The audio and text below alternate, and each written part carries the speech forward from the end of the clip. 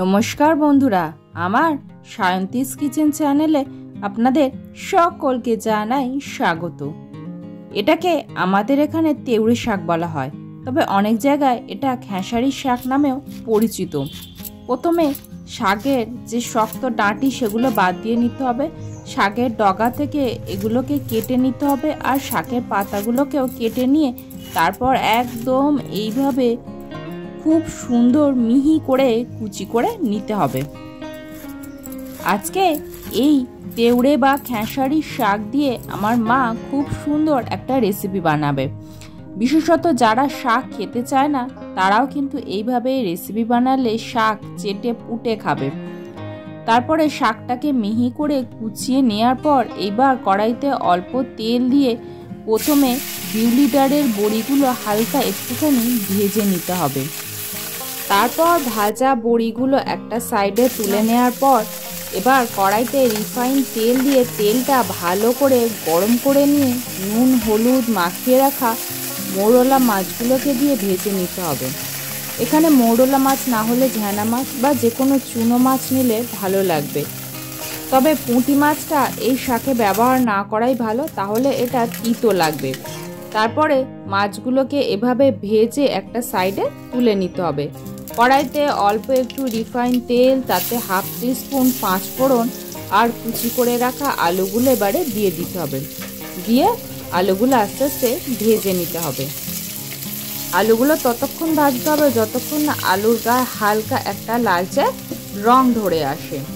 শাক সাধারণত বাচ্চা থেকে বয়স্ক অনেকেরই অপছন্দের জিনিস, তো শাক যদি এইভাবে রান্না করা হয় তাহলে কিন্তু সবাই খাবে।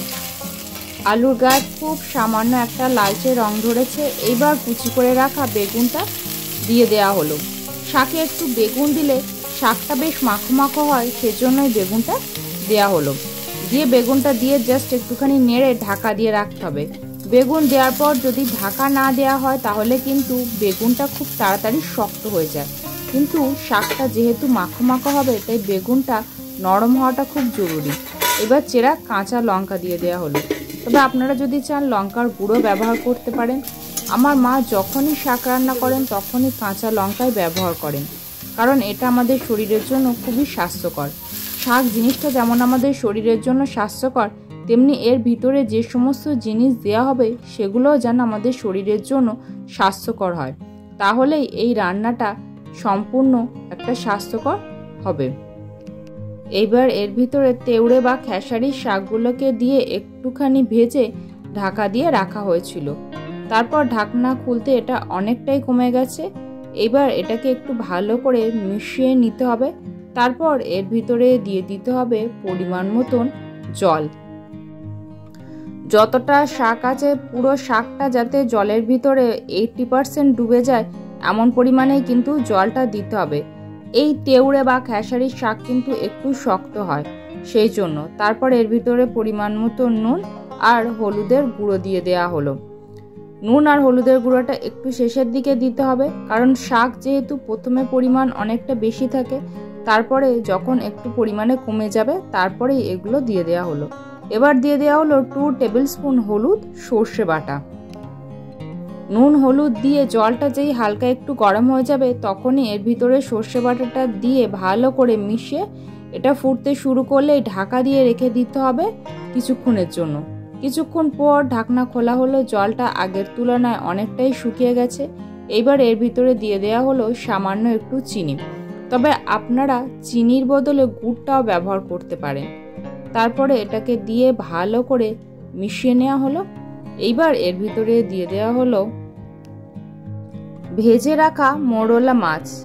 এখানে শাকের পরিমাণ অনুযায়ী ভাজা মাছ দিতে হবে, যেহেতু শাকের পরিমাণটা খুবই কমে গেছে তাই অল্প একটু ভাজা মৌরলা মাছ এর ভিতরে দিয়ে দেওয়া হলো। ভাজা মাছটা দিয়ে এটার সাথে ভালো করে মিশিয়ে নিতে হবে। আর বাকি যে যতটা মাছ ভাজা আছে সেগুলোকে আপনারা শুধু ভাতের সাথেও খেতে পারেন বা অন্য কোনো তরকারিতেও দিয়ে দিতে পারেন। তারপর এটাকে ভালো করে মিশিয়ে নিয়ে আবার একটুখানি ঢাকা দিয়ে রাখতে হবে। এইভাবে ঢাকা দিয়ে কিন্তু এটাকে কুক করতে হবে। তবে যখন মাছ দেওয়া হয়েছিল এতে কিন্তু খুব বেশি পরিমাণ জল ছিল না, অল্প জল থাকাকালীন মাছগুলোকে দিয়ে মিশিয়ে একটুখানি ঢাকা দিয়ে রাখতে হবে। জল মোটামুটি অ্যাবজর্ব করে গেলে তারপর এই ভাজা বড়িগুলো এর ভিতরে দিয়ে দিতে হবে। বড়ি যদি আগে দেওয়া হয় তাহলে সমস্ত জল অ্যাবজর্ব করে বড়ি নরম হয়ে যাবে, খেতে ভালো লাগবে না। বড়িটা একদম শেষেই দিতে হবে। দিয়েই এদিক ওদিক মিশিয়ে নেওয়ার পর জাস্ট কয়েক সেকেন্ডের জন্য ঢাকা দিয়ে রাখতে হবে। কয়েক সেকেন্ড পর ঢাকনা খোলা হলো। এইবার এটাকে আবার একটুখানি মিশিয়ে নেওয়া হলো। একদম জল শুকিয়ে গেছে। এইবার এটাকে নামিয়ে বাটিতে তুলে সার্ভ করে দেখাচ্ছে আমার মা। এইভাবে যদি তেওড়ে বা খেসারির শাক এরকম মাছ দিয়ে রান্না করা যায় তাহলে কিন্তু সবাই চেটেপুটে খাবে। এবং এইভাবে রান্না করলে শাকের টেস্টটাও কিন্তু দুর্দান্ত হয়। আপনারা অবশ্যই এইভাবেই এই তেওড়ে বা খেসারির শাকটা একবার রান্না করে দেখুন। আর আমার এই ভিডিওটা ভালো লাগলে অবশ্যই একটা লাইক করুন। পরিবার, বন্ধুবান্ধব, আত্মীয় স্বজনের সাথে এটি শেয়ার করুন। আমার এই ছোট্ট পরিবারের সদস্য হতে চ্যানেলটি সাবস্ক্রাইব করে পাশে থাকুন। ভিডিওটি শেষ পর্যন্ত দেখার জন্য অসংখ্য ধন্যবাদ।